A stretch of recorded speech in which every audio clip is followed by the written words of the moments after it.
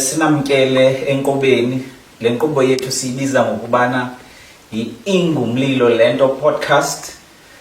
Siyayivuyela into yobana ingenile nani ku-2026 kulonyaka umsha siqalisa le nkqubo intsha.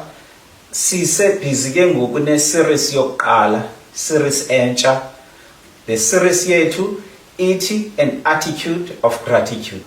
Namhlanje ke andihambi ndodwa, ndihamba kunye nembongi kaJaji Jikelele uAfra JJ Msuthu. Masibamkele enkqubeni. Dlamini siyabulela manje bakhona apha kuFire and the Bones umlilo wamathanjeni.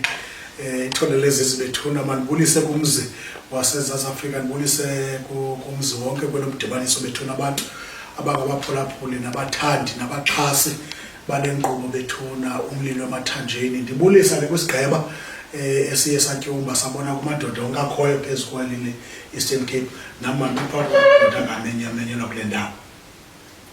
Ubhuti esihamba naye namhlanje uyimbongi, aphinde abe ngumshumayeli, aphinde abe yi-motivational speaker. Uyazenza ne-audio for i-obituaries, i-voice over. Futhi ke uthi noba umuntu ekhatyiwe ecaweni yakhe ngenxa yengabhatali itikiti amngcwabe ngokwakhe. Uzakhe ke ngoku azazise apha kuthi bantu abangamazi abaqala umbona. Cela uzazise. Manibulise Dlamini, manibulele kakhulu babe izandla zibini bethuna. Hayi manje oza kuthi litsho mandithi kholo koqo madoda engene inkunzi emnyama edilizo ingenambodo unokona xinge nguni. Suka inkunzi yamazizi ke lena ngokwaye bethuna uDlamini uJamas Jad ufaka uNdlamini oboyabo. Izizelo emnyama nenkomo za ndingabe mhlophe uboya balize nonina mfondini. Suka hayi bafazi balelana zibane ndenze into namadoda. Ndilapha bethuna ulomzi bethuna, ndilapha bethuna, ndiyebethuna ndikuAfra kaMsuthu. Eligama lika Msuthu ke ifani yesizwe sakowethu kulamhlaba wamazizi engqushwa komkhulu ngqo kanye phansi umntana omgquba, I'm a son of the soil, umntana omthonyama bethuna. Selechilo uBrad Umzawathi ndingumshumayeli we-Seventh-day Adventist Church inkonzo yabalindi. Ndi-owner ye-business i-Afra JJ Entertainment apho ufumana khona imbongo, ufumana khona i-guest speaker, ufumana nazo zonke izinto. In fact ndingavela ndithi singugalele bhayini bekhaya mfondini enda i-theme yethu ethi ukujabulisa abantu ngumsebenzi wethu. Ndibuye ndibe ngutata womsi, utata wekhaya, umfazi okwangoku noba nomntana omthonyama, umfazi osemnye noxa nje abantwana bebahlanu bona. Inkosi tata. I-slogan sethu kule podcast sithi it's like fire shut up in my bones. Ingumlilo lento. Yes. Podcast. Sicela ke bhuti sikusixelele ba ukhulele iphi, nikhula nibangapi, phuma kwifamily enjani? Mna Brad Umza ndiphuma kulamhlaba sengqushwa eMazizini. Pha eMazizini kukwilali ezininzi kangangento bazonganyelwa zinkosi ezintathu. Abantwana bakaMrhawu, uNkosi uNjokweni, indlu enkulu ibe nguNkosi uMsuthu, indlu yobunxele. Ndikule ndlu yakwaMsuthu ke mna ke. Ndizalwa ngubawo okuthiwa nguNdlela. uNdlela yena uzalwa nguNkosi uNdlovu, uNdlovu wazalwa nguGqili, uGqili wazalwa uMageni, uMageni wazalwa uSontswayimbala, uSontswayimbala kuzalwa noNjokweni bephuma esinqeni sikaMrhawu. Kuthiwa ke kukaJaji pha ngenxa yento basingabantwana bakaMrhawu, ndiphuma ke kuloo ndlu komkhulu. Kodwa ngenxa yexesha endizelwe ngalo nendifike ngalo kweli gade lomhlaba bese lifuna ukuphela ifuthe lokuphatha kwendlu yobukhosi abantwana bomthonyama. Yabangela into balonto utata ondizalayo ayofuna amazimba ngomlomo kulomhlaba seCacadu. Wazumama ke njengowesikukukazi eshiyeke siphethe umntana ngomlomo wayondigcinisa kokwabo.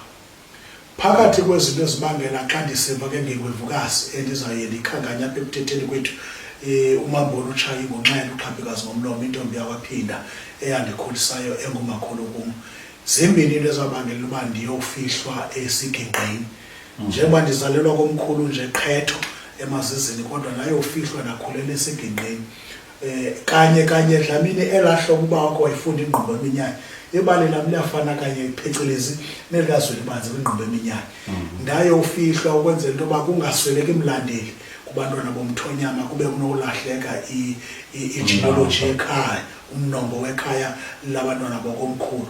Number 2, nokuthi ngalamaxesha umama bekunyanzeleka into bancedisane notata kulondo ebeyichola bebhayi ukundikhulisa. Yabangela ke lonto ndikhule ndizazi nabantu besithi jwarha kum, ngoba umam jwarha lo umbona kwesandla sami sobonxele ngumama ondizalayo. Intombi yasemajwarheni, umtika, umazaleni, ukhathithi, umadola amdaka, omabundwe bidlika mfundini, abantu abahle noba sebephethe isikhaya, omadola amdaka ngenxa yokuthandana, isizukulwana somlumkazi. Phaa kulo mama into ebangela uba babehle kakhulu emajwarheni, usoga wafumana ithamsanqa kwindlu emnyama yento bayofunda overseas, aze afumane ithamsanqa intoba athandwe intombi yomJamani, wayide wayitshata. Waze ke ngoku yabangela intoba icala lasemajwarheni lixubane igazi lakhona, ubabona intoba ubabona uba bafuna uba bukhaladisha bunawuka, uyabona banenwele eziyephephu, bahle baziyelobhuni abantu basemajwarheni ngenxa yala makhulu. Usoga ke ngulo ubhale ulizali isidinga lakho. Yes, yiloo ndoda leya yaxuba igazi lamajwarha. Ndifumene ke elo futhi bangaba esasizukulwana sasemajwarha ngabantu bemfundo, ngabantu bothuku, ngabantu bomngqongqo nesinqe. Umuntu obambe isiko nesithethe phayana usibamba nyani, umuntu obambe inkolo yoligqobhoka uyibamba nyani, ofundela uyifunda ityekeze, aqabele ngapha kwe-masters ne-honors aze ne-PhD.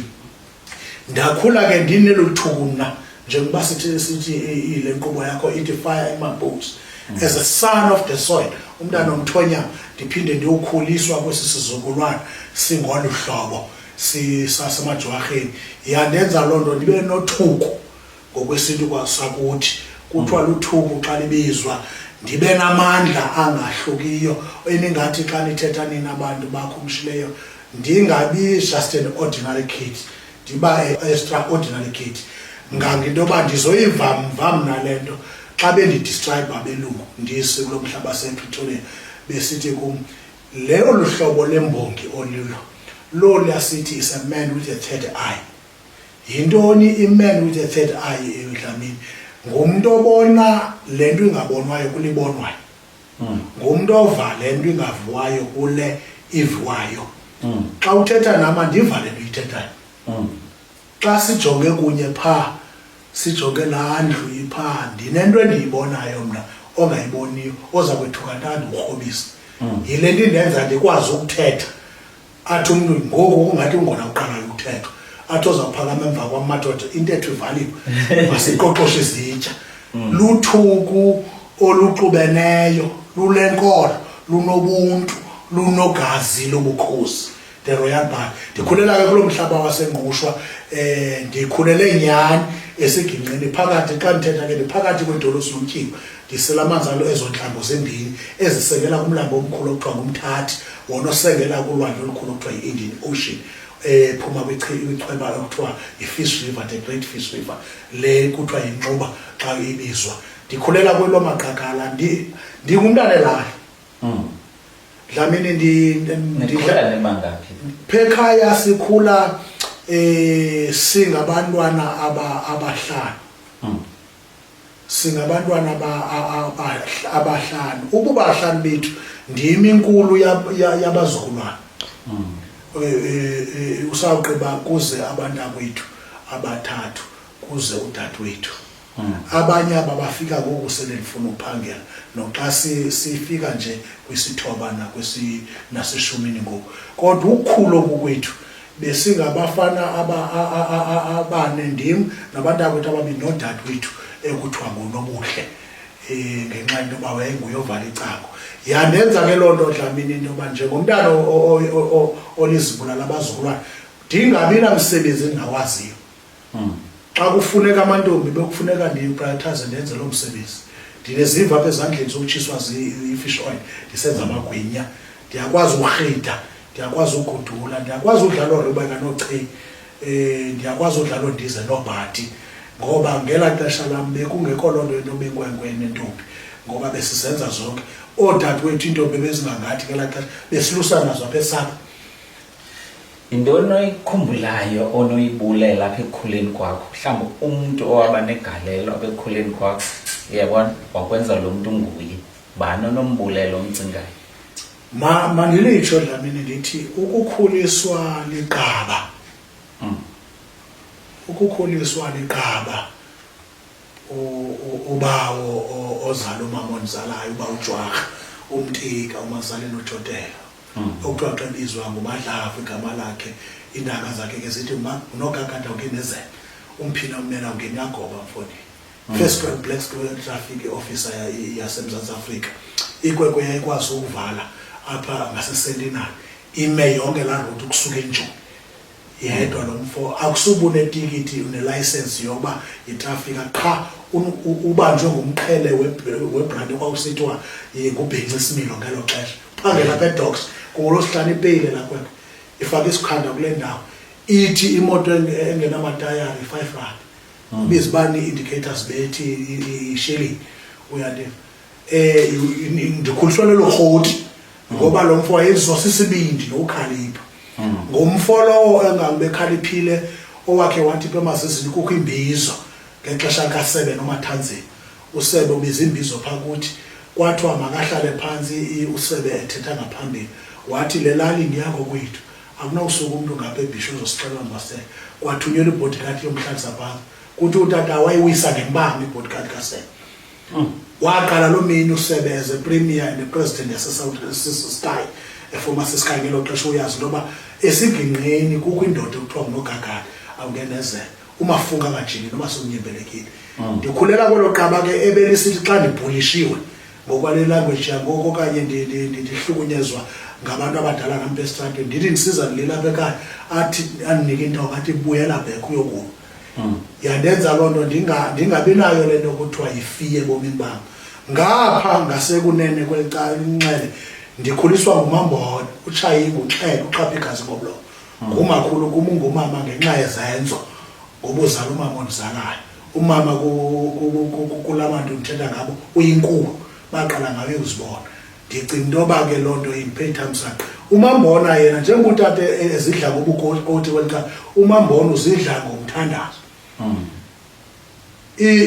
Mna ndidibana nento ethetha ngeBhayibhile nenkolo esikolweni kuThixo luthando kodwa endlini bendinyiselelwa ndiyazi into yoba xa litshonelanga funeka thina sime ngasemnyango senze uyanga inkosi ingeva umthandazo wabantwana nabantu abakhulu ngenxa kaYesu Kristu. Siyenza loo nto emva komthandazo omde wentombi omwisile intonga yayo number 11 kuba bonke oThixo ke khonje ngayo masithi ingqondo zethu zimbonge uYehova ezinsizini lisona bona ithi awutsho lemazi Dlamini kugaqa notata noba senomqhele utsala ucebeleza umthandazo mawisile le ntombi kanti ufaka inhlango mambona ubethelela umathunga seGiliyadi ngoba xa ilizwi likaThixo Dlamini libekwa kubantu abayi50 uba omnye umuntu elizamchana kula 50 imkenye 49 isithi hayi wethu uhamba nami kanti kwesi sizukulwana sakhe umambona asithandazelayo ukho umntana ozawuchola itika eqonce athenge naye eqonce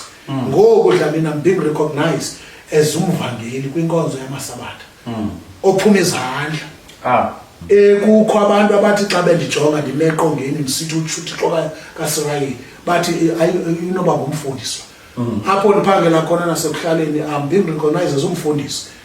Ndiqale ndiyikhumbule xa ndingena eSabatha ezigeyithini loo nto bakanene I'm just a layman ndingumvangeli ngamandla nothuku elaphuma kulaa mithandazo yena xhekwazi lasemambonini. Sikhule ke ndicinga into yoba lo mlilo uvuthe emathambeni am undenza ndibe nolugqozi nolofuthe lesivuguvugu sento yoba ndithi ndawuvela kuthiwe madoda ngoku umcimbi uyayondelelana ndilincance kwelo xhego nelo xhekwazi. Masi ke esonele kwelicala lendlela okhule ngayo ifamily okhulele kuyo.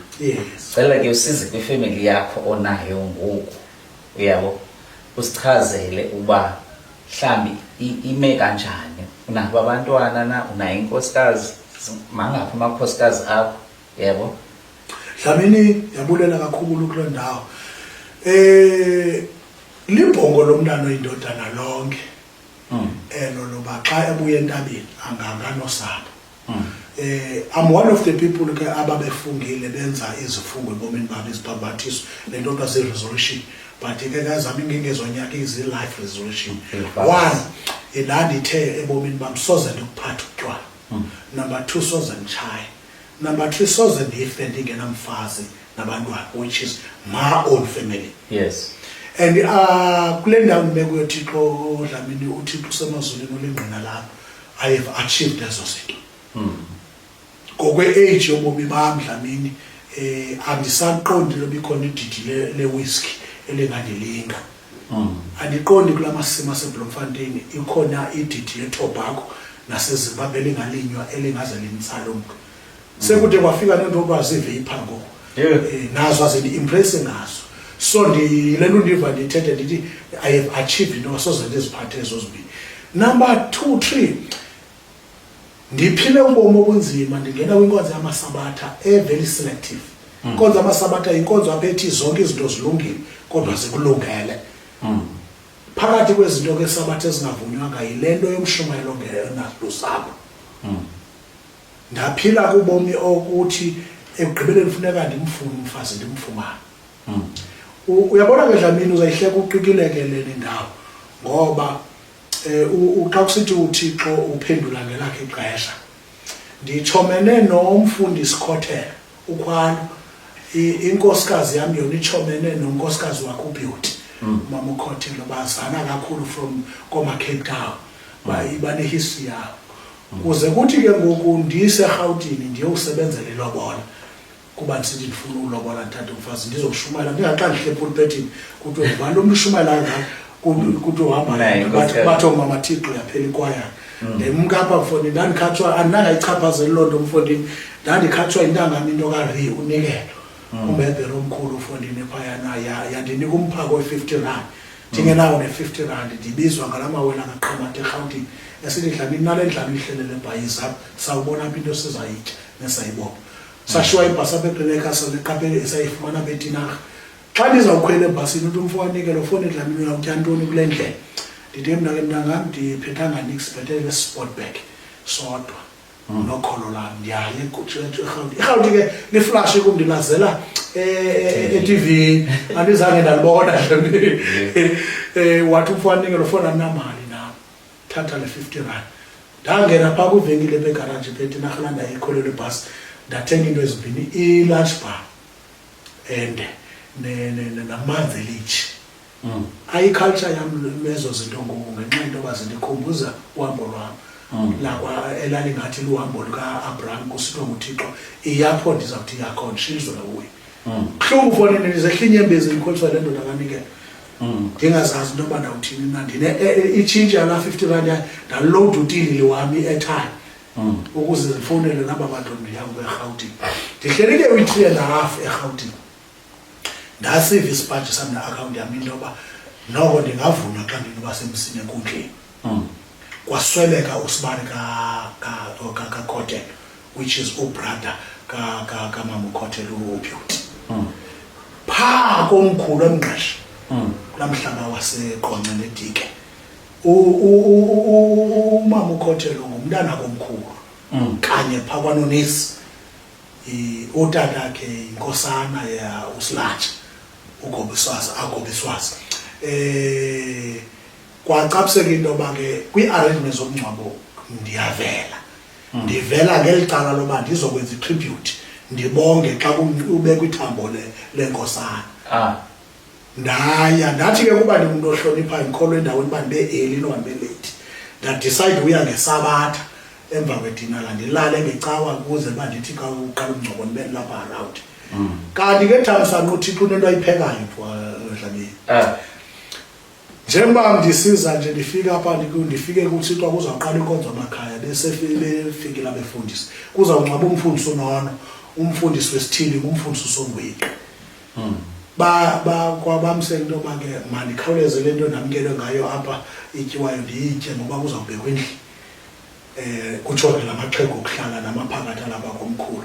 Ndaye ndaqoba nam ndizawuthi gatya ibhatyi. Xa kuphakanywa uzawubekwa endlini ndikrwencwe ngumfundisi uSongweqi.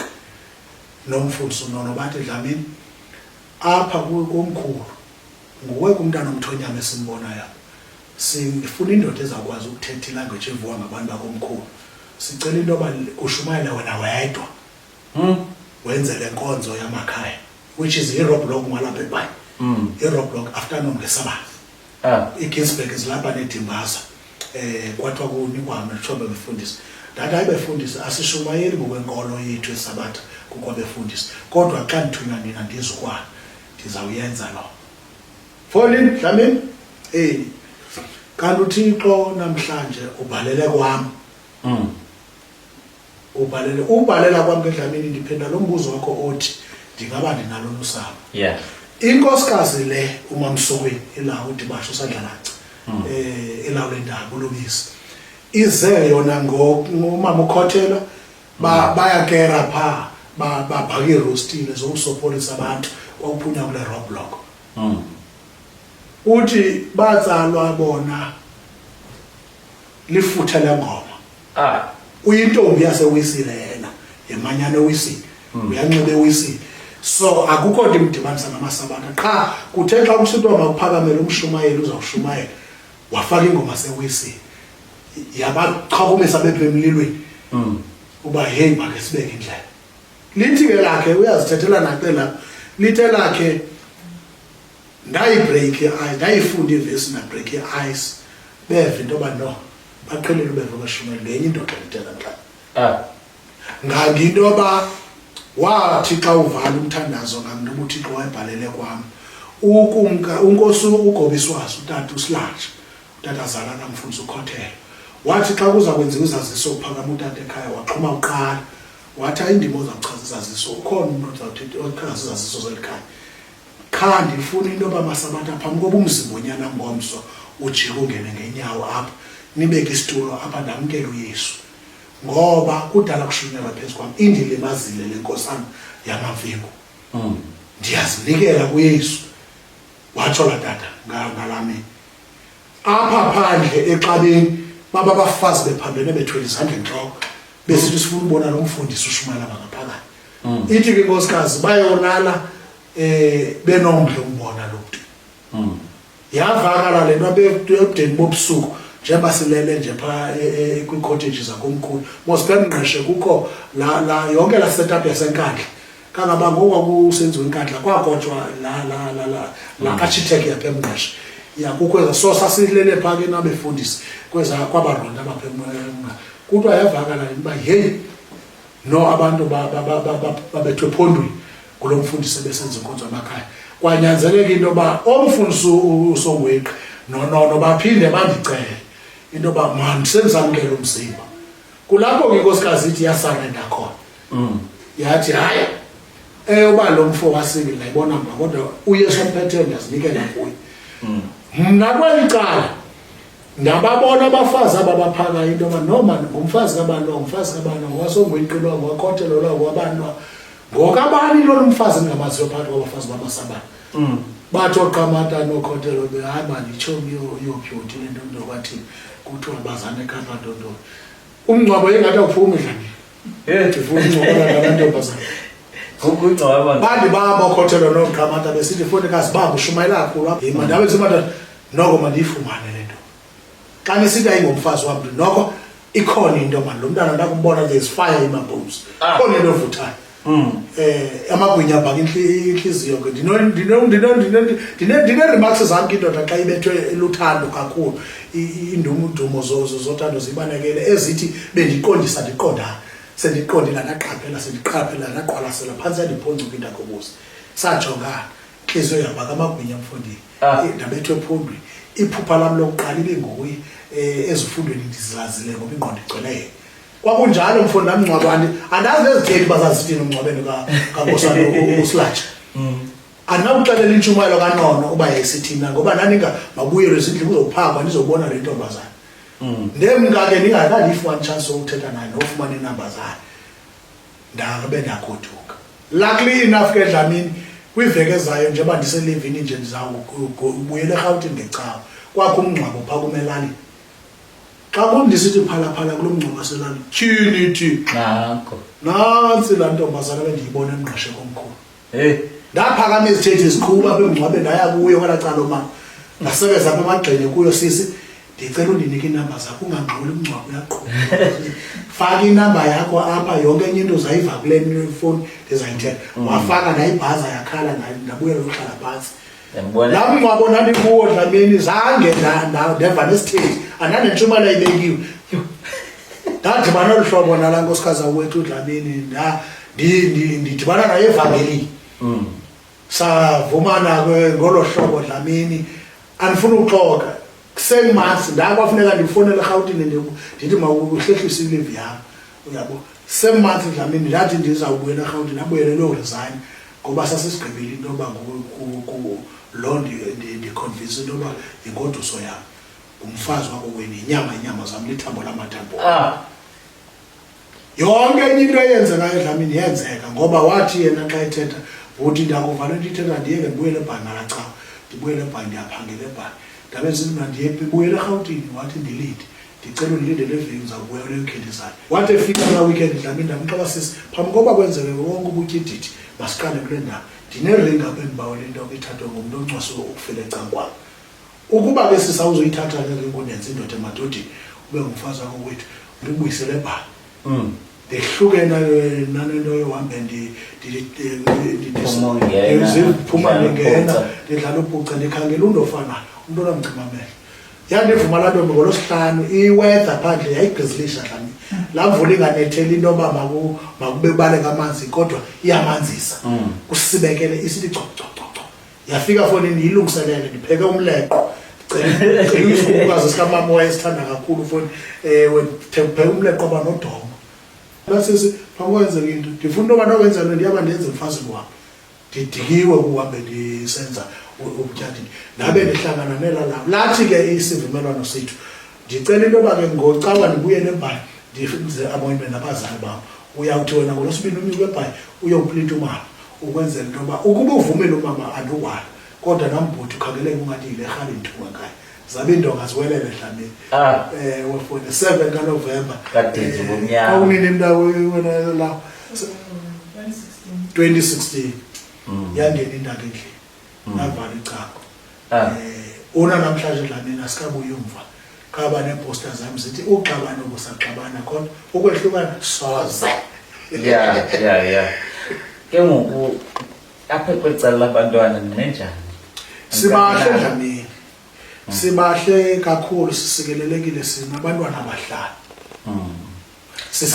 sisintu ke sisithi sinabantwana abahlanu usikelelekile sisikelelekile sinamadodana mabini sibe nentombi ezintathu okay yes hayi masiqethele ke ngoku kule nto ndikhe ndiyibone ngawe ngathi iyakutshisa into yokubonga iqale nini iqale njani yona phi Dlamini nabasebenzi bakho ndihambe bendikhe ndathi apande utata wayehero ukuba utshwa nokakade ungenezela wayeyinto yonke ndifundise uba ndim ukungoyiki into nokuzime ebomini kwafika ixesha lento yoba lekwenkwe maziphuke intonga zayo efusini ngoba lisuka lendoda yonke kulo mhlaba into yoba impilo yephuke kuthiwe ubani uyagula ukulela uswelele tata ke ufunyanwa yinto ngokwebelungu kuthiwa yi-throat cancer ndiyahle ndilapha ebhanki security kwa-ATT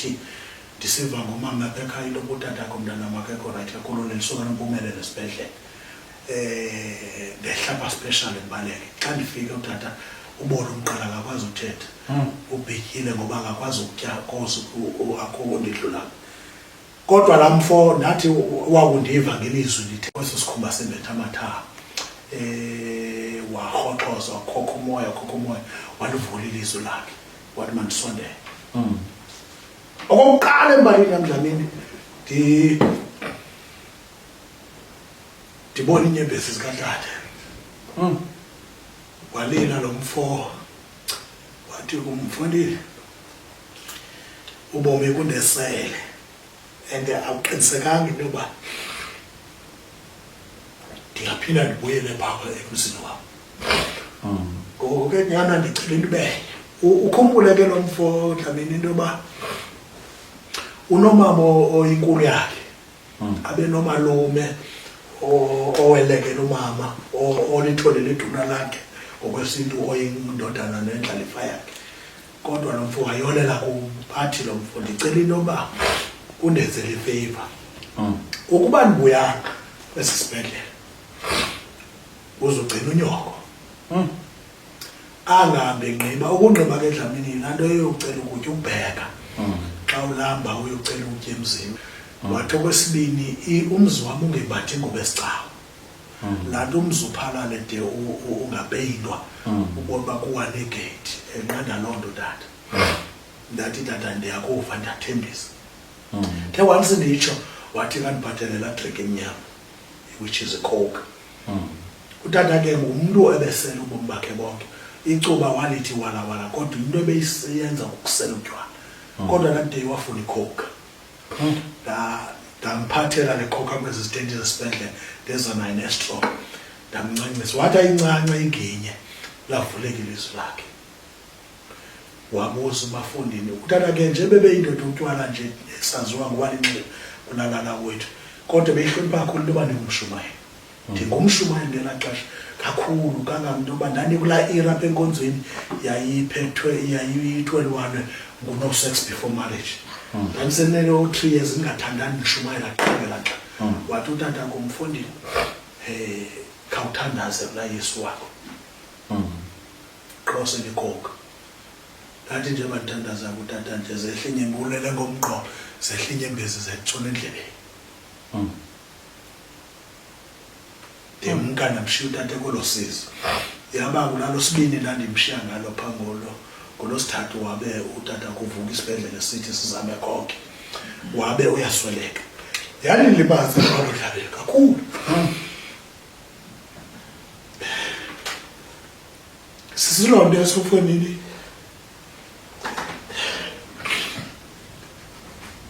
endiphila nazo iminyaka yandithena amandla kakhulu into osweleka katata nganto yoba ngeli xesha kulungiselela umngcwabo wakhe I was not preparing anything uba kwezaa nto xa ngabantwana nethi nilungise iflawa for i-tribute nentoni ndandihleli nje ndicinga ngezinto kakhe bezithi mandizenze noma ndingazenzi ndingathethi nam until ke Dlamini le mina angcwatywa ngayo 8 ka-Okthobha 2008 ndiyibamba nje ndiyibambiswa ngoba iflawa kamama yathi xa ifundwa apha enkundleni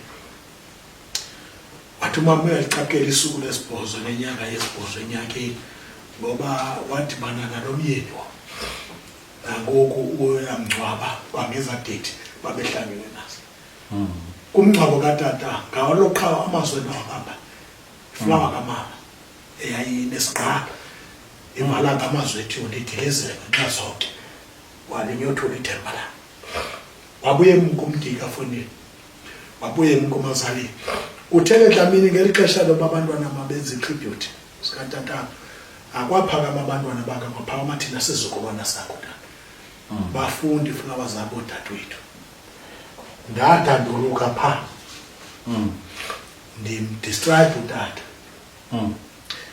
ndimchaza indlela ebeyiyo nendlela ebendimva ngayo mna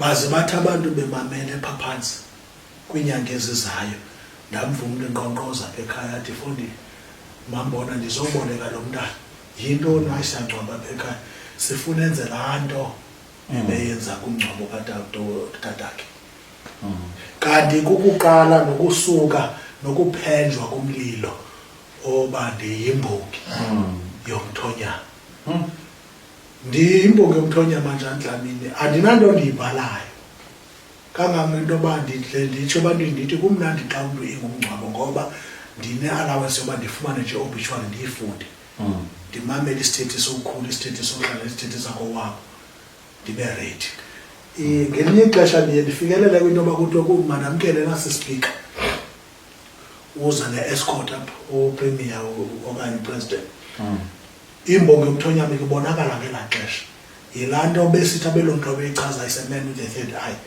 kufuneka ikwazi ukuthetha into ezingakhange zithethwe iyibone into ezingabonwayo yabonakala loo nto into yoba tyhini xa ndithetha kaTsheza ndifana xa ndithetha ngabani bayithanda kwakho abantu abathi ke xa ndisegoduka athi bamba qala kwam unikwe imali yayi-500 rand athi umntu bamba apha enkosi Mfondini wenze entle umngcwabo wakho kwethu labe uphenjiwe umlilo fire in my bones yayinkuthazo loo nto namazwi athi unkosi ukusikelele kabandla ngotsho le nkosikazi wethu ndithi as much as ukuthi ndibhukishwa ndinikwe invoice kodwa ndiva kamnandi xa iclient isithi kum Dlamini I'm happy may the good Lord bless you indivulela iminyango loo nto ndizibone ndiphinda ndibizwa ndisikelelekile emveni kwangoko Dlamini khayiphinde ime inqwelo kaEli ijuju train inyathele konke phambi kwayo. Okay, ngeziphi ke indawo ozikhumbulayo wakhe wabonga kuzo ezingalibaleki engqondweni yakho abantu abaziwayo kwi-remarks zobomi bam Dlamini kubantu abaziwa sisizwe sonke somdibaniso ukuwa kukaNelson Mandela uRhohlahla umthombo ovelele indaba zaseQunu uMadiba Mfondini ekubelekhanarhana la Mandela la ibhokisi yakhe yayihamba ibekwa kwezi provinces zonke ukuthi kwenziwe memorial service ngokwalo province yahamba ke yazokufika nalapha eBhayi Nelson Mandela lo memorial service ndiphangela eGeorge yangena ikholi isuka kulampo undithanda kakhulu kuthiwa ngumphuthumi Mafani Bhutbakho ubudisi wathi Dlamini senze memorial service kaMandela apha eBhayi ozahara bazaba lapho umzwakhe mboni bazaba lapho njalo njalo phakathi ke kwamadoda endicinga into yoba ngakakwazi ukuthetha phezu komzimba kaMandela ndinganawo ngakhona under all the expenses kodwa ndicela into yoba uziphush bekhona ndiyayazi ubuse-Western Cape laphuma eGeorge ngo-5 ekuseni ngo-8 nangena apha eGqeberha kodwa ndikholele nongena ku-YouTube abuye umva ayoyirhoba ndathi xa ndibamba umboko ndatshona phantsi kwepodium kukhwela uzwakhe Mbuli noZahara stage bezawucula ingoma ethi Tata Mandela akekho ofana nawe esa stadium saseNelson Mandela sagungqa ngathi kudlala iSpringbok phakathi ndikhwaza phantsi kwena ndathi ndivela Dlamini sabe singalawuleki kusuthi iintsika zasingathi zasiphoncuka emveni kwangoko ndaphoncuka ndotshona wena Rhawuti u-advocate Sonwabo Mangcotywa nawe eParliament xa wayegqiba iminyaka eyi-50 walontsha i-birthday yakhe yayigqiba iSouth Africa yonke wathi izawucelebrate kwi-9 provinces wayoyivalela ePretoria Showground ii-artist ezazilapho yayindim noLusanda uthole kulaa mhlaba phesha kwencini uLusanda Mceke umama kabethusini sihlele etafuleni ke sidiskhasa le nto yokuba sizabonwabisa njani abantu abo uthethe ufikile Mbalula as a friend kaSonwabo Mangcotywa emveni kofikile Mbalula kuzawuthetha uSonwabo Mangcotywa mna ke ngofuna ndibonge xa kureply uSotheko ndithi kuThole ndifuna i-cordless mic ngoba eli holo le-arena inkulu kakhulu izawunida into yoba ndisebenzise ubuqini nobutriki bam ndakhasa phantsi kwetafile ndakhasa nam ndicela uxola ndathekelela uba ndikwisenta ye-arena Dlamini ndatsho xana ngaba uSonwabo Mangcotywa eqala ukuthi ladies and gentlemen wayephakanyiswe ngalagqom kaRex Rabani kwashaya ibhasi ndathula yathi xa iphela laa ngoma esithi ladies and gentlemen ndatsho phantsi kwetafile ndatsho kwapanda e-arena Dlamini ndatsho kwabanda ndatsho tyetyetyetyetye ndathi ndiphakama yama ngenyawo yonke yena walila ngapha kwemike ndathi xa ndisithi ndincinci phambi kwakhe wathi xa kuqala ukuthetha into endilelisayo bethu na into yoba ndihambe 9 provinces zaSouth Africa and in my life kule 50 years ndibhibhile andizange ndamva umntu othetha kamnandi kangaka ndibongwe I'm very grateful ngale mbongi 2 months down the line sisuka kuSonwabo Mangcotywa ndihighlight ezi ndawo zikhafu ndike ndazinyathela ndabizwe showground Pretoria kukho into okuthiwa yi-African Wedding Expo. Zonke ezikhanti zalapha eAfrika zibonisa ngale nto umtshato wesintu. Kwathi South Africa as a hoster yona kuzawuphuma iiprovince zayo zoyi-9 amavenda amatswane besuthu njalo njalo. Ndabizwa mna ndahayarishwa ezimbongi ezawubonga xa kuvulwa Friday naxa kuvalwa on Sunday lo mcimbi. Kuphekwa ke ukutya kwesintu kunxitywa into zesintu apha ngokwenkcubeko yakokwenu. Uthe xa uvula umsitho after uchaza uba why are you here kuza kunikelwa kwisithethe silandelayo ndangena dla. Le African Wedding Expo isponsorshwa eItaly. NgamaPhuthukezi lamabhululana awufuneka ulule kakhulu loncolwa nange-English yalahleka ngamaqaba abelungu athethe isiPhuthukezi.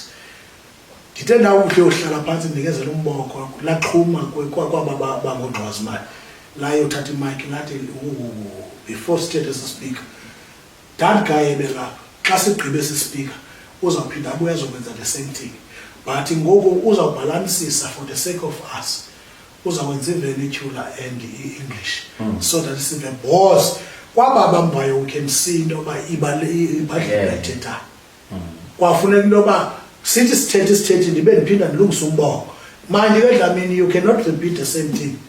You are running a business up, you are running i-advert into yoba umuntu opaphansi makazibona into yoba angakubiza ngomso. Wathi ke lata lomlungu makuzisitya kuqokelelwe bonke abantu abathi mandiphinde ndibuye. So xa ndibonga phaa e-showground ndandibonga ngoku by demand. Ndibizwe by demand usagqiba ndifuneka ndize nombongo wesiXhosa English. Ndiyaqokelelwa imali yagalelwa eplastikini yabanjwa kuwo ndabuya Dlamini. Ndenziwa njalo xa ndithi xa ndizibiza ndiyinkunzi emnyama yasemasisi edilise ezinye iinapho unoko naxinga nguye umafunga kanjini wasekunyembelekile. Ndabuya Dlamini ndabuya ndatsho kwabantu e-showground. Ndatsho kwabantu amabhulu nemedia yabalekisa kubuzo nomtya sihlalo uba yintoni into enxibileyo.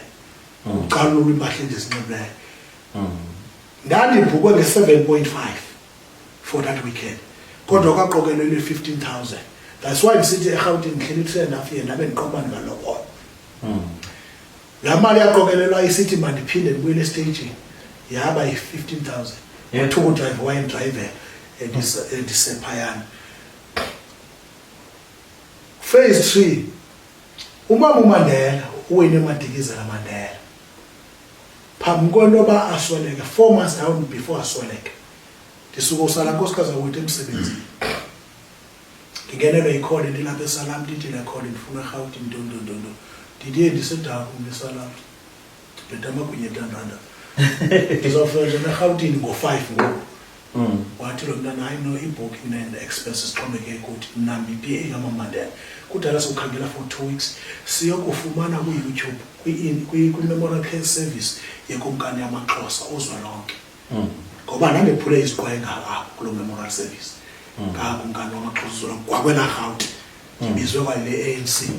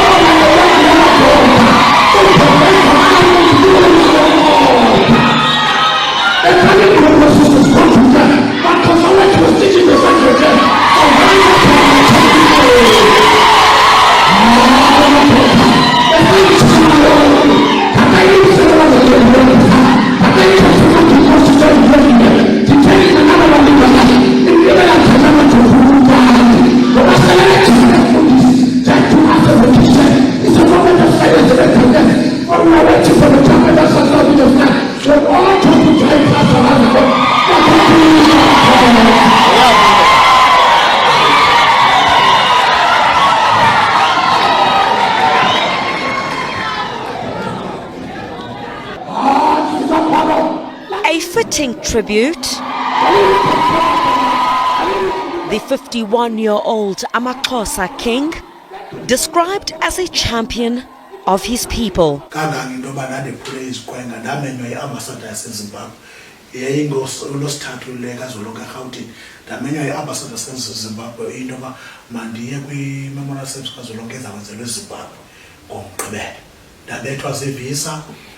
Kuba sisebweni ke andinayithetha abantu abandisapota njani babephethe ke lo xesha ngoba kwathiwa xa ndifike ePretoria xa ndingenayo ivisa ikhona i-special visa okuthiwa yi-7 days esisetyenziswa ngabantu be-state u-in and out. Ombalula ke nosona uMangcwatyo bafowunele Eastern Cape apha i-address amsivela khona kwiziphathamandla zeli uba madonna nantsimbonge kanjani funeka iwele iZambezi ibheke eZimbabwe. Kufuneka ke ngosi-email amaphepha apha ePretoria aze kuni niwasayine niphinde niwabuye bheke.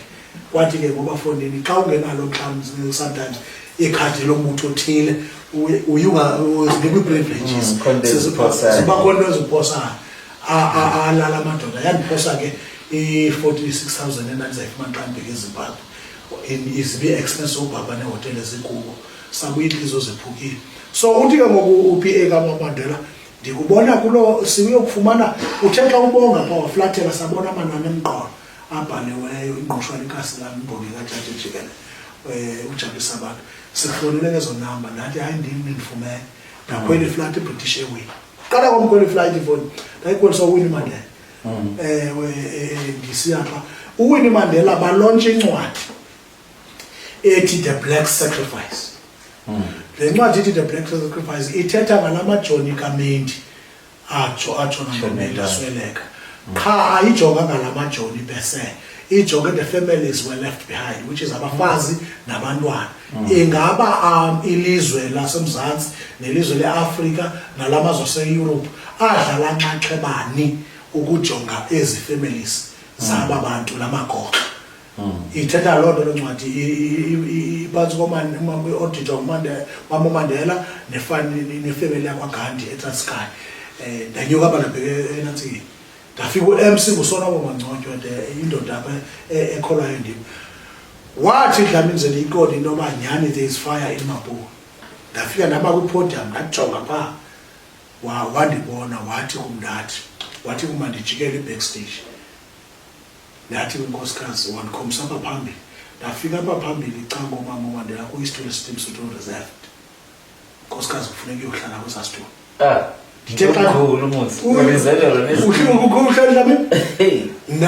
Ikwakwanani ekhule Dlamini le nto inemifinya umuntu ongakangasinxiba isihlangu wade wayongena kwa-standard 2 sajika izinto umuntu uDlamini ebebanxiba isheti kanti unxibe ikhona yodwa nemikhono inamzantsi.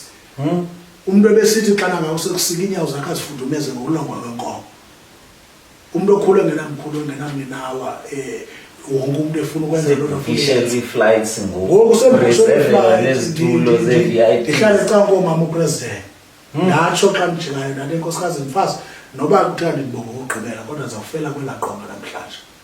Kwathi ke kuba uMama uMandela lo impilo yakhe yayiphukile wathathwa phaa eprogramini wenyuswa wabekwa phezulu wafika uSonwabo phaa ebheki kumndisatshintsha wathi Dlamini khawuleza ngoba uMama uMandela akekho right akazohlala kule event the whole night. Simthathile ke immediately kwesi sithethi sithetha ngoku phaa ngaphambili sizawufaka yena kufuneka ke umbonge xa ungena yena ngoba uze ngaye apha. Sihlelwe nguyentanyeni thina sithi ufuna nembongi kaJaji yayibonga eThekwini lam yayibonga kwi-memorial service kazwelonke. Dlamini ndidla ngokutsho xa ndizincoma ndithi just give me the mic. Ndathi na unikwa laa mbongo Dlamini kwacaca uba ndifikile. Kwacaca uba ndifikile Dlamini tu uba ke ndatshona ingapha kwekhepisi Dlamini ndithi ngakhala intsikisi boyazi izulu lathuthuma ndithi hayi zange kubenje madoda ndiphume ngqongqo komkhulu eQhetha emazizini yazi uba kunyembelekile Dlamini. So ukubonga uSonwabo Mangcwatyo kundivulele iminyango emininzi. Ukubonga kwi-memorial service kaTata uMandela uRhanga lakamandini uzona izintshaba ezingasomenzana thambo lenyanga lihlabele emsondayo. Ukubonga ukumkani wamaXhosa uzwelonke ukubonga kwi-event kaWinnie Mandela loo nto indenze noko lithi igama lam xa livela ndihlonipheke lithi igama lam xa livela. Andizukuthetha ke ngoPremier noMeya aba kangangoba nalo ukhoyo ndimphula amadolo kade kangabi ubabalwa lo uphethe ngoku imetro iulobishi ndimphula amadolo kwakabini kwi-event ebekhe wakuzo ndamuyisa eSport Center eMathabele emngcwabeni wenye eComrades zamaqabana kaThabo washiyeka isimba nabe ndikhangela ndisalinde lo dinga akhe ndaphinda ndakhe nayama kwi-Transnet ngoba uvala lo nyaka ka-2025 kunikezelwe i-Long Term Service Award. Kwakho umuntu ondihlebela into yoba laa sisi umbonayo eDlamini yimanager ezalelwa apha eTinarha yintombi onguQoqoqomazi uDuka Namahlanje. Ukunokuponga ka ungenayo okanye xana ngayo iqembu ungaba nomcimbi ubeke ezingeni. Ndikholelwa eDlamini njalo ndinokule ndawo lasisi ndamshiya eqongeni elilinye embizi engasazi noba ngesiphi isitebe esinyathelo ka-Social Station wabuyelwa kwi-podium wathi in my life, in my long service nakwa-Transnet zange ndadibana nalo lo bhuti ndiphula amadolo kangangoba soze kubekho. So lo mlilo uvuthayo wembongi yam ondinyathelise kwezo platforms zingako sentoba ndingade ndikhwele iflight ndingunolali ikwekwe ekhula ngentonga isitya umthuma nebasic ikwekwe ekhula ifudumeza inyanga ngolongwe indinyalisela ama-anqa namkala ke ndixa ndincoma ndithi uba kunokuqokelelwa yonke imali endakhe ndayenza ebomini bam 80% uyawuza nalo le mibongo ngaphandle kwempangelo. Yho, hayi masigqithe ke ngoku apha ekubongeni. Singena ke ngoku kule ndaba yopresenta eradioweni because ke ndakutitshe ingqusho FM. Okay. Ngathi uphethe ezamakhaya siyilibele ngeli xesha besithetha ngezamakhaya. Dlamini ndike ndingumuntu othi ndisihlelele wakungena ikholi sithi asikwazi ungekho. Ndafumana ikholi isuka kanye kumphathi wala radio station uMaxabu noNkosi intombi yakwaNoponi isithi ine idea ndiyibona njani yayibeka le idea yayibeka le program yandinika 3 hours ngolozine. Kule 3 hours ngolozine ndiza kwenza inkqubo yezamakhaya ethi sakha amakhaya okwenene, family bond. Yayisitsho le nkqubo yam ingena ngolosine ngo-6 late iyophela ngo-9 ebusuku siphethe loo nto. Uyayazi ke phaa kuthi enkonzweni le nto kuthiwa yi-family life okanye umcimbi wamakhaya awuvele ugxogwe nje.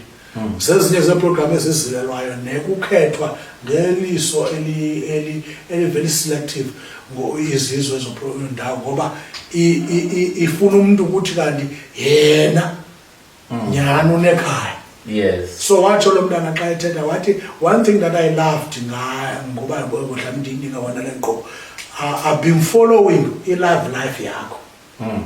Even usemdyolweni ubungengotshona apha vele nantsika une-long term relationship. Yes, ndingumuntu onjalo Dlamini ndingatshati. I'm one of those people abahlala kwi-relationship kude uchithwa ngabantu nitshati benika abantu ukuthi wangcwaba sefanele nibe ndisemqolweni. So wathi lo mntana ndikunika le program because I follow your life. Ndabona into yoba uyindoda ekwaziyo ukuhlala kwezothando. Ndingake ngokungakuxhobise sasiphethe lo nkqubo injalo kwiNgqusho FM 99.5 qhongolozine ethi sakha amakhaya okwenene, family bond. Kangangoba yayisithi inantsika isingqi sam xa ndingena koloko yangena ingonya yangena imbonqana bethuna sifikile singoqala zihle madoda silapha eNgqusho FM 99.5 ngoba utyeba kwembizo yeNgqusho FM sibona esicikweni sakha amakhaya kwenene sixovula amaqolo xaba kokwethu sakha abantu sakhe isizwe sakhe ilizwe sixovula xaba kokwethu senza abantu babe ngabantu abantwini bathandeke esizweni bangangeni ezilinkweni baxolele lo mhlaba ukuze bangene esizweni. All right. Phinde kubekho into kuthiwa yi-motivational speaking. Yes. Ndikubona uba uhambe umenywa kwezi ndaba mawube sisithethe i-guest speaker. Iqale njani yona? Lamthi ndaye ndamane ndikrwexwa ngabantu abanjengawe abangenamona athi umuntu ufondini make this thing a business. Kwafuneka ndibe negama elithi ndine-Afra JJ Entertainment enemoto ethi ukujabulisa abantu ngumsebenzi wami. My gift from God.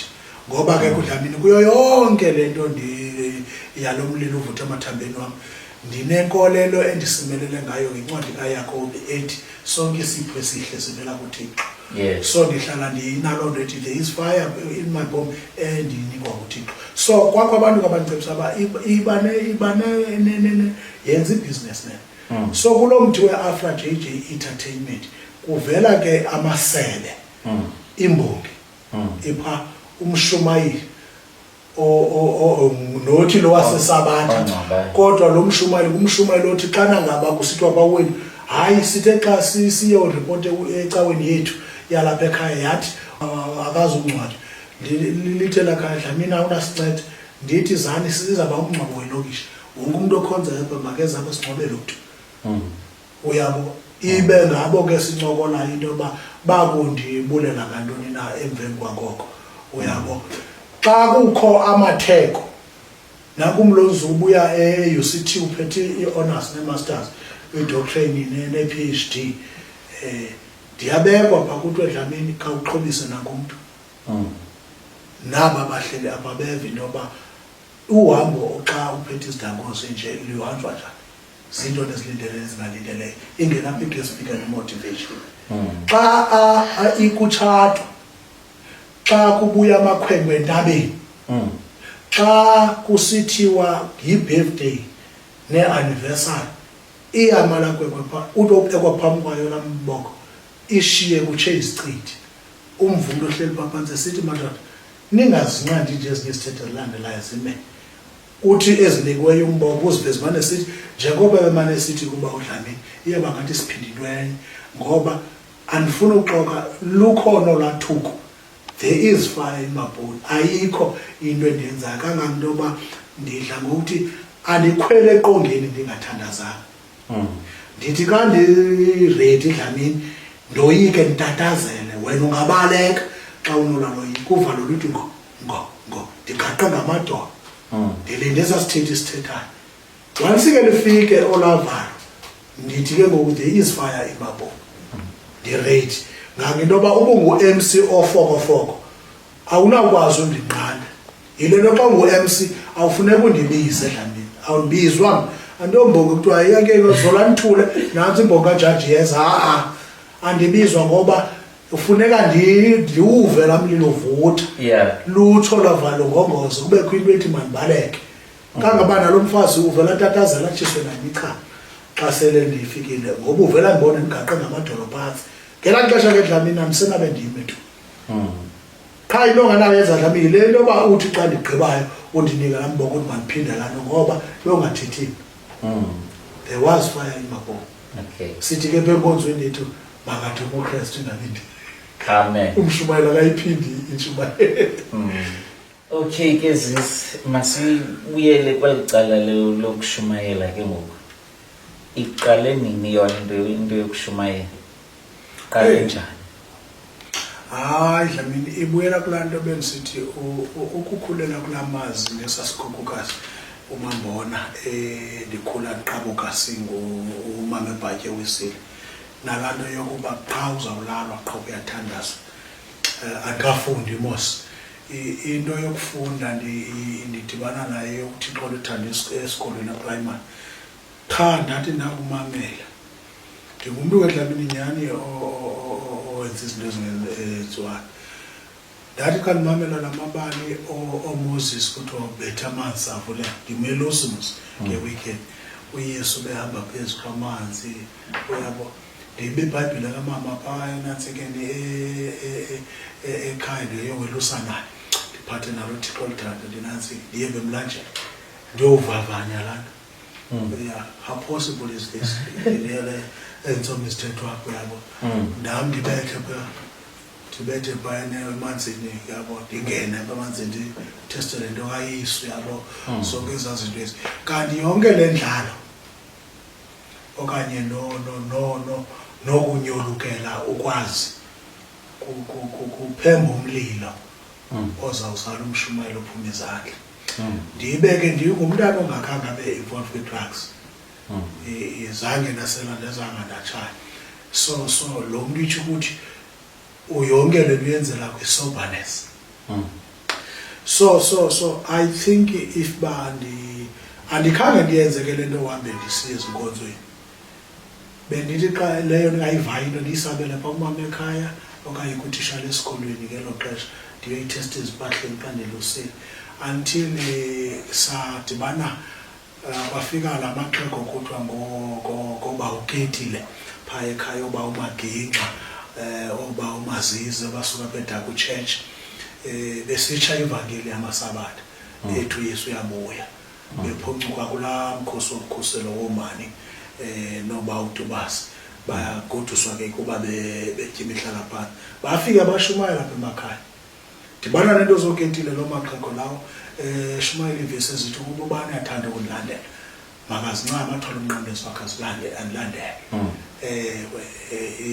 la maxhego lana ndiliqela lesithathu ndiyavuthwa apha ebukhwenkweni kakuhle kuyasivuma ubukhwenkwe saqala nyani ongathi siyabona bona kwathi besikolweni sancwasa abantwana bamasabatha ke anditheni lamasabatha ngoku ndiyabasabatha ama-7 days lakhona ndithela amasabatha abantwana bamasabatha dlamini ngongabadawuti bufuna ubona isimilo sasesabatha abojonga iintombi zase-ZCC babe ngaba bantu baqhiyayo behleli nje bane-afro xa bengaqhiyanga bathambisa ivaseline barhuqisa ngezikeyita amazi noma igatsi zakhe ezinjani na banganje abanxiba onothi xa uthetha ngabo bantu abavuxavuxa but very natural baxelekela aba bantu abesikolweni uyabo satsala umzilake ngabantu kwabo bantwana sabancwasa ngoba sizibhuli zesikolo bathi abantwana kuthi hayi ilula le nto nathi nizidayiphu zethu akhonde qha masifane ngalento intombi ke ngoko dlamini zayingasile nto uhayi ngo-m sasakubekela isitena basibekela isitena masiye ecaweni nabo ngomgqibelo then basiyile ecaweni siza bazasivuma kanti uThixo uthuma aba bantwana yazi esabatha ke iprogram bakhona zithathu nokuthi ungumrhanqo orhuqa edlakini azinawuphosa zontathu eza program kukwi-Sabbath school in fact kwakusekho i-morning mana ngela xesha bakho i-morning mana 8:30 iphele ngo-9 kungena i-Sabbath school yabo kwemva kwesakho kuqala ilesson emveni kwelesson kungena nizazi songena i-divine service after i-divine service kubuye elwantshini kungena i-afternoon program so abantwana sizawuhlala phaa basifundisa iingoma zamasabatha inkomo oqale ndayazi apha enkonzweni 132 yayintonga yam kufuphi nomnqamlezo likhona ithemba lam ibe 245 eligama kaYesu alikho igama lethu la basifundisa ezaa ngoma bathi sawucula apha xa sibhaye nabo ezaa ngoma ezigroup uyabo ndikholelwa bedlami xa ndisithi sangena esabatha that weekend yayiyi-weekend yolutsha eqhetho eprimary sangena pha sifika ulutsha langoko ingovela ifumba nankwenayizina othemba mazizi obhaka babengangathaba umele zakhe bhaka noRosa Ngomane safika apho okhuliswa mazizi intombi ezingapha ePretoria kwangoku safika apho dlamini zaserhityele iintambo zebhakeni sazinikela sonke siyila contact yalamadoda abhaptizwa apha eNxuba ngumfundisi uZitho lamakhwenkwe endandiguquwe nabo the likes zomzwabo Makinana oncedisa mazizi ospenko sinkonjana oxolela Halano Rotsi omfusi Makinana kodwa ke lo makhwenkwe onke wabalayo abuyele elizweni ephethe certificates zenkonzo nenhlanga zevangeli ndashiyeka zemile futhi 1995 uqala kwamoma phambi kwabantu ndiphethe iBhayibhile emthandazweni olutsha phaa kuThelani msole komibhudo wakaJoji ndithi uthi uYehova kaSirayi utsho ukusuka ngaloo nyaka dlamini andizayo ndabe nawutsho andizayo najika kangangoba bendisithi noba ndisikiwe ngoba ndikhe ndagwedisa apha phambili evangelini ngelondilisoka esabatha kuyasikwa xa umithisi yabo ndikhe ndasikwa ke dlamini kodwa ukusikwa kwami ngowawusika ukuthi mandibuyele emanzini iko ukuthi wasezambeka for isensha ubekwe inyanga ezithile uyabo uphinde ubuyisele ubulungu ngoba bendi-in-demand ezilebo zomithisa zinehlela ndivutha bedla ndirongo nomshumela rongo gqithi uyabo ucapse ibandla lahlekela lemali zakhe ndiye ngabikho ndibeke lo 6 months or 8 months ke nathi so ndizama ukuthi ukusuka ngemini mina sithatha ngesibheko so ungena konke nanzange nabe nathi bensanodibana nelegend yamumfundisi umgedisi owali baptizayo nomfundisi osokuphe eMaranatha NU8 eMtanzania ngoJune samemanzini ezathi benimhlekisa apha semgidina ngoDisemba ndisithi olenga bemgidina ngabuyithabawa olufafana udela kasokupha libambe intombi yomzukulwana kamfundisi uPeter the great Mfundisi Peter wase NU1 eMtanzania iklasi yami yobaptizo ndizibamba eFirst Church ePhakuni sadlana nombulo ngabadala bami eklasi yobaptizo ndaphuma ndogqibezela ke ngenxa yofuna impangelo ndokuqeshwe efumana umsebenzi eMtanzania ndafike eNU1 ngena phansi kositoto ugcobane sitoto noNantsika noSandla pha eNU1 ndabeke ke ngoku ukuze ngakhole baptizo le district lakwenzele eNU8 ndobaptizwa eNU8 kwangoko ndiphuma emanzini sayofaka ebranchini eMbekweni saphatha ibranch yaseMbekweni nomdala usitoto Kokani ngene eMtanzania ndiyindoda ehloniphekayo yokulamdana ngoba napha igama labiyaziyo ezapulpit yazi verse zami nestatement zami aba badala ndibabala badla amazimba bonke xa bendibona baba proud ngami ndiphuma ezandleni zabo ombulu khonza nabo nosandla nokha batsho babethena bathi phakathi kwezistudent zethu ungenye zestudent esizithulela umnqwazi ngoba dlamini ndilanto ndithi nyandi umafunga ngajini ngasonyembelekile endiyibambileyo dlamini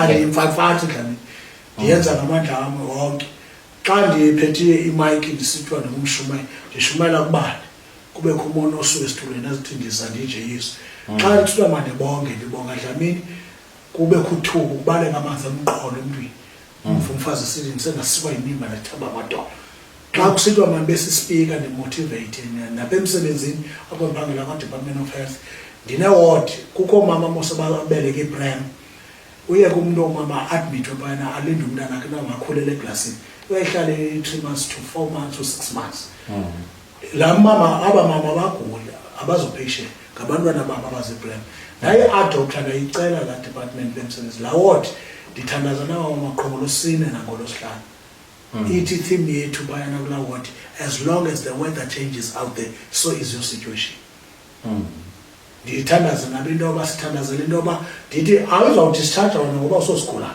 qha ndifuna ka udischarge uhamba nalo sana lakho lungafeli kweza class linaprem baninzi kabantu bethu iqina kwezimole athi nako umfundisi nako la mntana womthandazela zizinto ezingilalisa kamnandi ezodlamini zizinto ezithi xana ngaba ndihleli zindenze ndikwazi ukusinda kwimbumbulo zelilizwe nakwizinto zogeke kwabantu ngoba kukho abantu abandithandazela ngenxa yintoba ndabanceda ngokubashumayeza nangokubathandazisa kwiimeko zikaxakeka babe bayaphumela umuntu oqondayo uba unomdla mhlambi uba mawuyombongela entweni yakhe okanye mawumngcwabele umuntu wakhe ke okhatywe inkonzo yakhe ufumaneka njani angafumana njani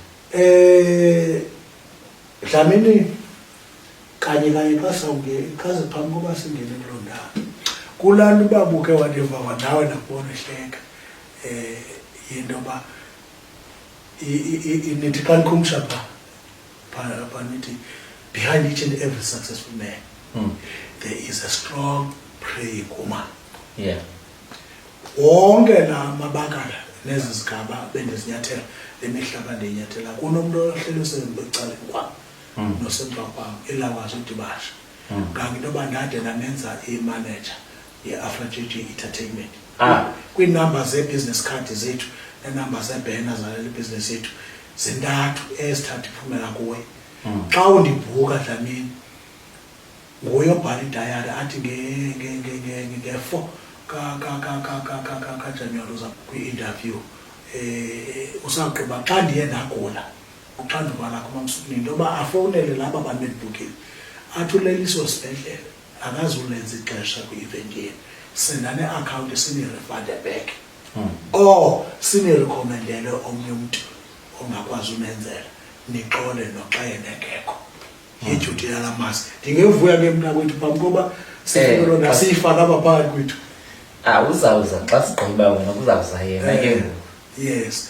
No, ndifumaneka ke Dlamini kwinamba yam engokwa-substrate ethi 071 389 2992 efonelakayo nofoneleka. Eyesibini kibe ngo-073 75 25 726. Then inamba yesithathu kwi-business card zethu iliphumela kulawukazi o-063 073 7294. Abantu abaninzi bafumaneka apha kwi-social media. Yes. So wena awukho pha mhlawumbi ufumaneka kweziphi if ukhona?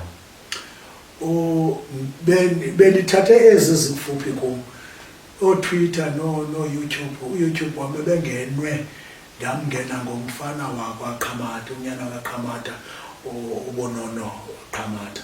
So ibe nguye bendifakele izinto uploade yonke into yam xa ndigqiba kwenza into ndiyayithatha iklip ndizinike yena uploade ku-YouTube. So andifumane mna ndilapha kwaFacebook ku-YouTube ilithini igama? uBonono Qhamata. Bonono Qhamata. Yes. Then ukhangela imbongi kaJaji under uBonono Qhamata.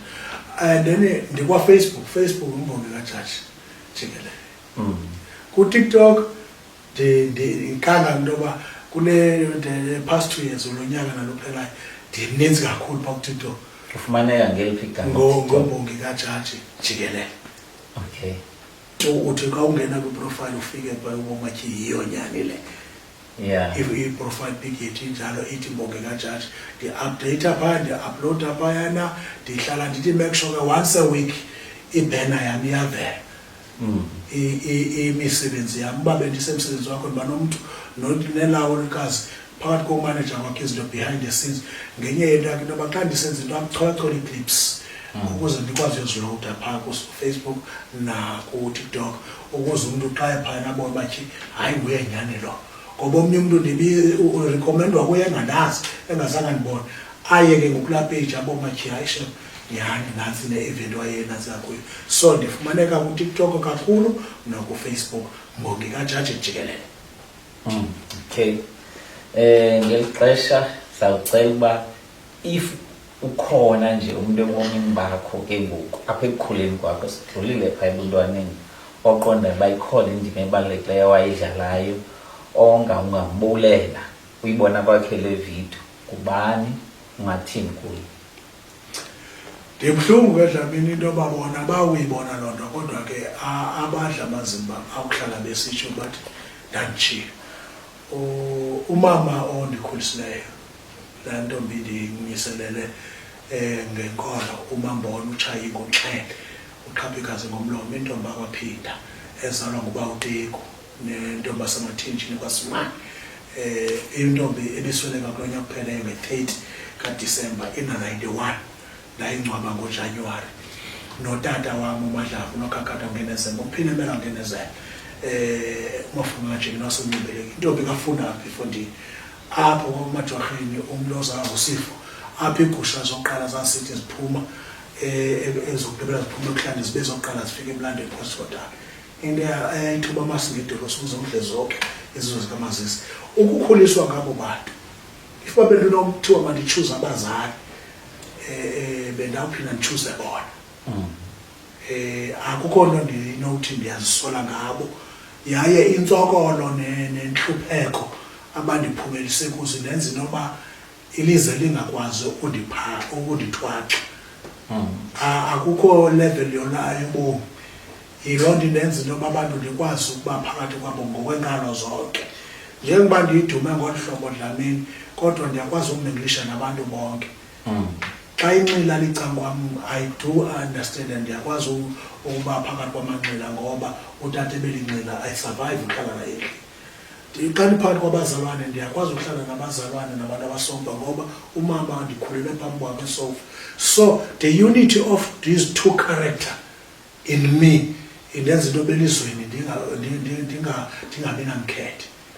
Ndibe ngulo mntu kuthiwa xa kuthethwa ngaye hey hayi fonela kaba ku benzando ngcola ndisithi abantu xa ndifika endaweni balindela this celebrate nalo muntu ozawunanzi kodwa linda ufika ufumanisa uba hey kuthi hamba nelo muntu so humble for his status sakhe kuba umuntu xa ingena kwi-pages akubona Dlamini kusikela ilevel ethile ubona kubhukushwa zibhimpi kuthini kuqinwa izinto ukuhlekisa nje sakhe sayokwenza imvuselelo esebukenge eGauteng i-week of prayer yeveki yonke kwacapseko bahlala kamdala watsho after 3 days umama omdala sipha wathi mfundisi ngicela uconfess ngobe siqoqosha apha endlini nizawufika sithatha ibhlukwe zethu sazifihle ndiqaphele ngoku into yoba manani ngoba abantu ba-radical bangamathupathele ba-conservative kwizinto you are just a simple preacher othengisa uyesu iyabona siyaqoma noko ningade nihambe ningayaloba thina besithe sawujonga iprofile zini nendawo eninyathele kuzo saqomba yeyi uyesu ngenku uzohlala apha iveki yonke sithatha izinto sayozifaka zonke kwicloset ngathi hayi man khuphani izinto ezononwabane nonwaba ubomi benu xa ndiseroma ndifika ndibe ngumroma lo mzi wasesebukenge awusilibali kuhlalwa kusithiwa kodwa bethuna kwelabhayi phakathi kwabantu bonke kukho umvangelo othiwa ngumsuthu ndingumuntu onjalo ke Dlamini othi as much as ukuthi mngani ngebhizinesi xa ndifike phakathi kwabantu ndifika ndishiye kusithiwa mfuna umke-MC uyabo ngenxa yokuthi le nto indenza ndibonke ezi zimilo zibini ikharektha yexhego belihlala lilinqina elaziwa ngumntu wonke a fighter and a warrior nomama ubehambule engumthandazi yonke into hleli ndifuna ithandazelo umana esithi xolo abo bantu abantu abangabelele emadlakeni umfazi ke endimfumeneyo foni kule age sikuyo Dlamini ayilula for ndofumana umfazi selomfumana amadoda abafazi bayaphoncuka I don't want to lie Dlamini I found the one una mfazi namfumanayo ndidla ngoba ndithetha naye izi-birthdays ethi idithi uba ndinganika ithuba lokuchuza umfazi naphinda ndichuze yena i-dark spot anazo unazo because she is a human being she is not an angel you see kaba ndiposte into kuTikTok kwezintsuku ezidlulileyo ethi umfazi wami ngumfazi wami ndiyamthanda ukuthi wazintoni ngayizolo okanye wawuke watyola naye ayifuni it's none of my business but she is my treasure she is my queen so andifuna uxoka Dlamini bendingenawo-achieve ngekho bendingenazo-achieve namhle ngingahlela kwesi situlo kule interview nawe ukuba ebengekho you see nangoku wona ndilisoka uzange wandibeza uyabo so andinawukwazi umvalela ngaphandle siphumele kwiirhange ezingaphumeli bantu siwele ngelanga engamelanga siyiwelile sithi xa ndingaphesheya andibuza uba mfazi awubawuli ukujika athi ndizawuyapha uyakhona so ekubuleleni abazali bam uyaba yintonga yami yasekhosi generally ke abantu abahleli bengoyika ukuza kumDlamini athi kumuntu Dlamini khawubuyisa unyawo landawo ndithi banga azofenza zinganyaniseka kumihla nesizolo sikhona i-firms ekuthiwa zi-positive critics abantu abazayo kum ndiyababulela kakhulu abantu abangoyikiyo ukutsho kum ndingumuntu onomsindo sempumlweni ndingumuntu onegqozi lokwenza izinto ngenkani kodwa kubakho abantu abambethe eligqini athi omnye umntu safende xa siphelelani kum athi omnye umntu mfokamsuthu ndiyiqonde le nto ndiyikhona lomkisa kuzo ndiyababulela abo bantu mabahlale besenza njalo ndiyayikholela into ethi akukho qinilo sikhotha umhlaba bayandinceda kakhulu ebomini bam nabantu abahlala besithi phuma kule rhanga uyawufika emagxaki sowunqula apha eFairplus uyawudibana nendawo kuthiwa apha kukho age uyarojwa kuloo ndawo hamba nge-national kuze ufike emagxaki so ndiyababulela abo bantu kakhulu bangahlala bengamalandeli abathembakeleyo nabantu and to those abandithembe ngee-event zabo thank you so much inzima kakhulu Dlamini into invayithwa ngumntu amnika umcimbi wakhe nakulo December ndancanywa ke ekhaya ngoDecember ndancanywa ekhaya ngo-Heritage which is September ndancanywa ekhaya ngoJune ngoba kukho iifamilies eziye zithi engekho umsuthu apha imbongi kaJaji lo mcimbi awuzungoku thank you so much guys for trusting me with your events wanguthixo angandisekele stay blessed Ngelixesha sawucela umama asondele ngaphambili. Hlala apho wena mna uzakuhlala apha. Okay. Ila uthi basho sandla lance. Olubisi. La kule ndawo.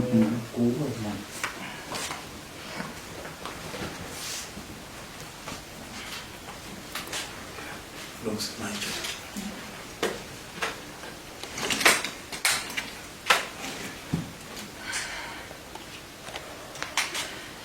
Sikwamkele mama enkqubeni. Sibulele ngobukho bakho. Sibulele ngoba utata naye umkhaphile wamvumela uba makeze apha. Simvile utata encoma kakhulu uba ngaphandle kwakho ngengekho kule ndawo kuyo. Wena kwelakho icala ngephi into oqomba unombulelo ngayo ebomini beni bobabini nobabini? Abantu ke mhlawumbe babenidibanisile okanye mhlawumbe into ezenzeke phakathi kuni nobabini oqomba ngaphakathi unawo umbulelo but zange uthethe kuye siva okanye zange uthethe kwabo bantu besiva. How to this sikunika ithuba. Ndiyabulela, ndiyanibulise nonke baphulaphuli. Ndingumama umSuthu, uZingce Msuthu. Ndikunye nalo tata umSuthu. Mna andizothi ndibulela umuntu per se.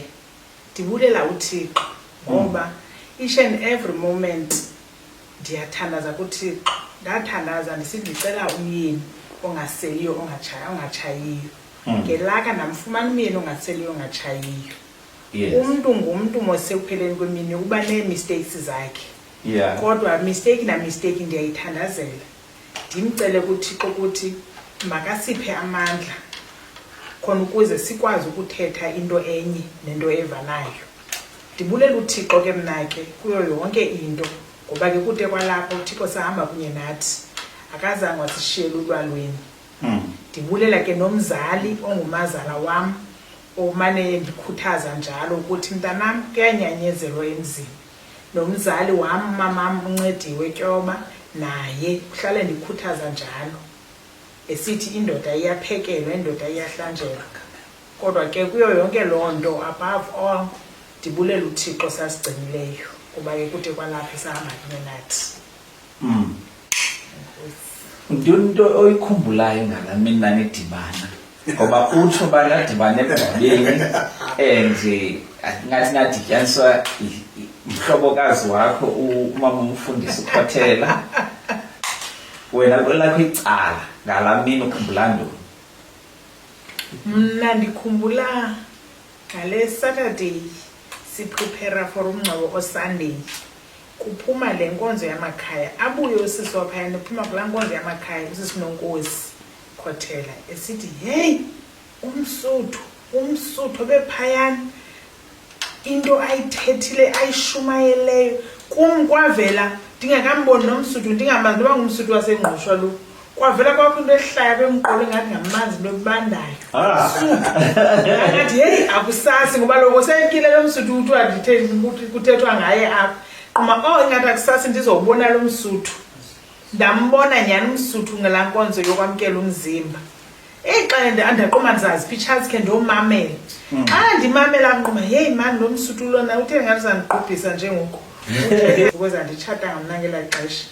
Nyani kwacaca into yoba nyani kwakufuneke sidibene nyani ngoba ke saphinda sadibana kumngcwabo wokwagwalane kwi-2 weeks down the line. Sabonana ke saqoma ke asisayibamba phayana ke until today. So ilixesha ingakanani nitshatile ngumengaphi? Sizawugqiba 10 years ngoNovember. Wow. Ayilulanga i-10 years. Ayondlanyane, ayopopiyes. Hayi ke ngolo hlobo I think siyayiqukumbele yanamhlanje inkqubo. Yebo.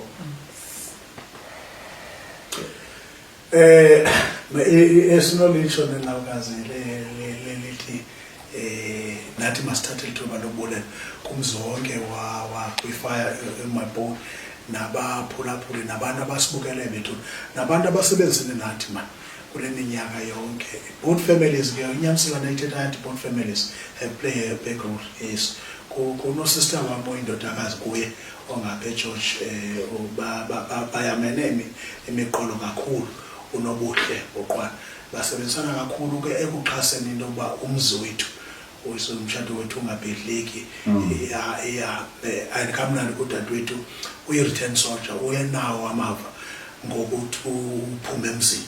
So ngibona umuntu lo esingena ngam-highlight ihlo elokugqiba ke leli ukuthi nokho makucaka uphuma umntana omthonyama mfondini masilitsho lithi goloqoqoqo madoda angena inkonzo emnyama edilisa ezinye ngembona unokonoko noxele ingozi thina besilapha mfondini ndayedwa nabanalawo bekhisadlala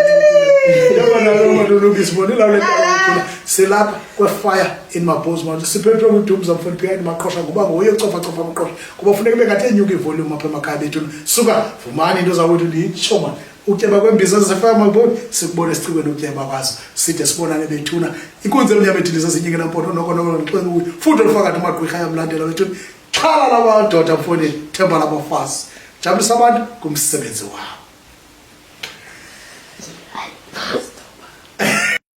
Ukhanyiswa madoda umandlaleli kabunono madoda uzonbesimala begile mfondini umangangathi gaqile lufafolutha madoda alivelela ingcongolo zamadada segcwa kunto mfondini akhopha phezulu kwentaba senkonkobe into esinqa wena wakho ibona nje khona eqangweni madoda kunoko madoda into ethe xaxa kwengxengxo semva koxhoba bathi bayasijonga unkanyiswa madoda ubalambekile.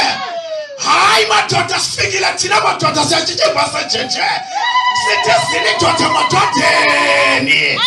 Hayi madoda, I'm not a celebrity, but I'm here to celebrate the achievement of the boys. When they cross over to the boys onto the money, it is not best to be the best, but it is best to be among the best to be the best. Usuyama madoda kwatino usuyayindoda. Hayi sezawethu sibongothi ngoba kasenjeje sithi yisela ingoma ngoba abantwana babuyela etabeni madoda bethi ngoba ngoba usiyagoduka sithi godukani sizwe liphele lijala abani nongabasiya amathembu madoda ubani nongabasiya ntethu madoda ubani nongabasiya ngasazisukulo lesikamthirhaha kubani amadoda ngawasiya madoda betha zonke madoda inavesi mnyama monethe siwalisiba. Hayi madoda sifikile thina sizongiyizela kulomzi kubani namadoda ongazinto basizele yesa madoda ngexesha linje madoda. Hayi makwethini babona amazwaba nje amakhulu sele itshile into abantwana mfondini yathi bantwana bamzeni wabamba amazwa udala madoda ngoba ubudoda kuyanyathelwa ngokwandlo namthi nika intonga zombini ndithi ngalo mtshobana uphemuza ngoba usathana ubuthabile endleleni ndimthulela iminqwazi makwethini lunkotsholeni lokoyisa madoda amaxethu ngobukhwenkwe nazofika emadodeni. Hayi mawethu ndiyekeni madoda ndithi lethi indoda madoda iyabukwa baphinda abafazi balapha emoti madoda ingaba bazelanga intombi namadoda fumani into zawethu fumani bathembu litsho ayisuka amathile amantombi asemoti madoda awababona abafana befikile madodeni namthatshikimbo ndenjeje ndithi siyakhonkoza sikhele madoda ngoba siyagoduka erham elingeleli yo